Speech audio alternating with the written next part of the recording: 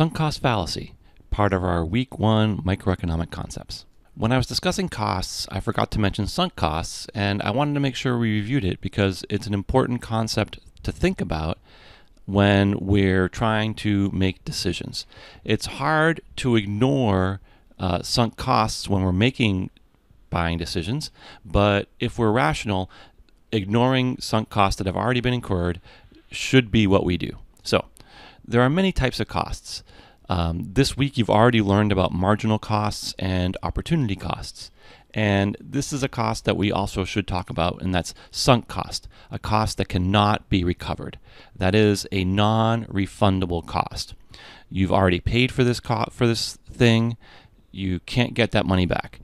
We have several examples of this: a non-refundable plane ticket, movie ticket, a Broadway show ticket, all sorts of stuff, thing you can buy at a yard sale, things that you buy but can't take back and get a refund.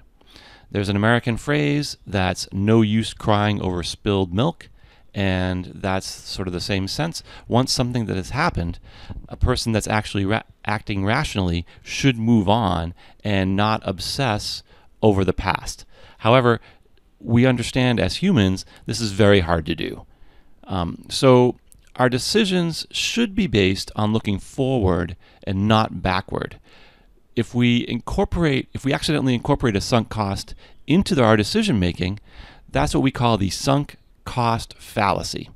And if we don't avoid the sunk cost fallacy, basically we're going to end up less happy than we would be if we did ignore the sunk cost when we gauge our costs. So I'm going to give you a couple examples, and I'm going to give you a couple examples from my life just to show that all of us, even some of us who went to school for economics for 8 or 9 years, still wrestle with. So let me give you the example of a rug.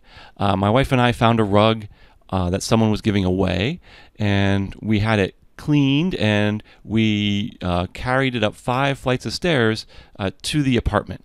And that was, I think, about 6 months ago, and the rug is still here where it has sat and still rolled up and not unrolled because we don't like it.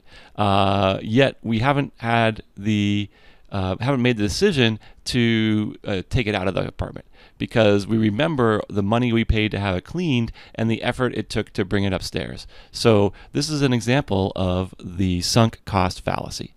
Here's another example of actually accounting for the sunk cost fallacy. A couple years ago, I had a meeting in Washington, D.C. that I thought would run very late, till about 11 o'clock at night. So I booked a hotel so I could stay overnight. The hotel was non-refundable, like some hotel reservations are. But it turned out the meeting ended much earlier, like around 8:30, and I could make the last train and catch the last train back home.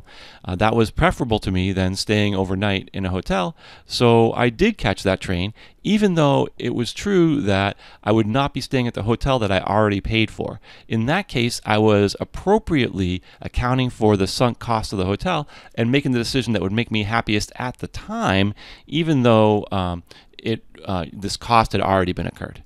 So, costs that can't be recovered are sunk costs.